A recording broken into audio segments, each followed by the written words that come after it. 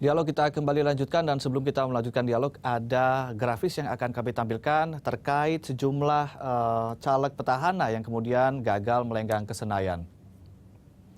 Ya, kita lihat petahana yang gagal ke DPR diantaranya adalah Marzuki Ali, beliau adalah ketua DPR dari fraksi Demokrat. Ada Hardrianto Yetohari dari fraksi Golkar, Priyo Budi Santoso juga dari fraksi Golkar. Berikutnya, ya, Bapak Sultan Batugana sendiri, Ketua Komisi 7 dari Demokrat, Ramadan Pohan, anggota Komisi 1 dari Demokrat, dan juga Eva Sundari Sukoco dari anggota Komisi 3 PDIP.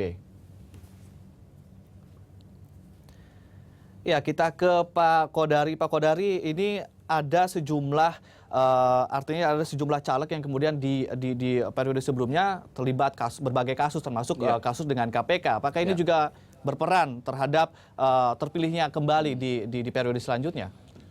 Bisa jadi. Yang jelas memang isu hukum itu sekarang menjadi persoalan yang menjadi perhatian paling tinggi dari masyarakat Indonesia. Dan para caleg, ya, tidak hanya caleg sebetulnya, kepala daerah, calon presiden yang terkena kasus ini atau terkena isu ini akan bisa mendapatkan dampak negatifnya. Karena itu nama-nama yang disebut-sebut ya terkait dengan persoalan seperti ini, itu juga barangkali bisa juga kena dampaknya. Misalnya Pak Sutan ya pernah dipanggil KPK. Terus kemudian Pak Suswono dari PKS juga ada disebut-sebut, walaupun sampai sekarang tidak dinyatakan bersalah dan tidak menjadi tersangka. Walaupun mungkin juga ada variabel yang lain ya. Kalau Pak Suswono memang suara PKS secara nasional kan mengalami penurunan dibandingkan dengan tahun 2009. Jadi variabelnya banyak, tapi kita bisa mengatakan bahwa kalau bisa jangan kenalah isu masalah hukum ini, karena kalau kena itu dia bisa menimbulkan efek yang merugikan secara kumulatif. Ini yang disebut oleh Pak Sultan tadi isu yang aneh-aneh begitu Pak Sultan ya? Ya, itu makanya saya alamin itu. Makanya saya bekerja keras menyatakan bahwa saya tidak terlibat hal-hal yang demikian. Itu memang konsekuensi daripada jabatan saya.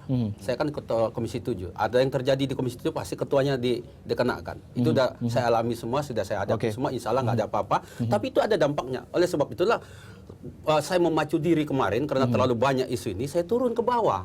Nah, ini yang kita harapkan supaya ke depan kita juga membuat satu peraturan yang benar-benar konsisten. Kalau memang kita ingin menelurkan wakil-wakil rakyat yang bersih, harus keluar dari proses yang bersih. Jangan dari yang curang. Itu saja. Pesan moralnya sebenarnya itu saja. Setiap sistem pasti ada kelemahannya. Kelemahannya itu yang harus kita minimize. Kan demikian. Jadi di sini peran partai penting sekali. Bawaslu, KPU harus benar-benar konsisten dalam menjalankan aturan jujur jurdil ini, jujur dan adil dan bersih. Kita ke Pak Kodari. Pak Kodari, ini adalah salah satu pendidikan politik yang baik begitu ke depannya? Yang mana? Sistem ini?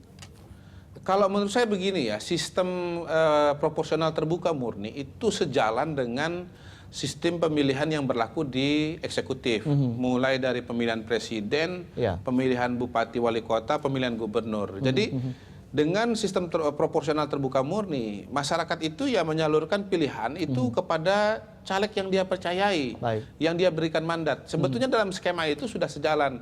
Cuman eksesnya ini kan sama juga.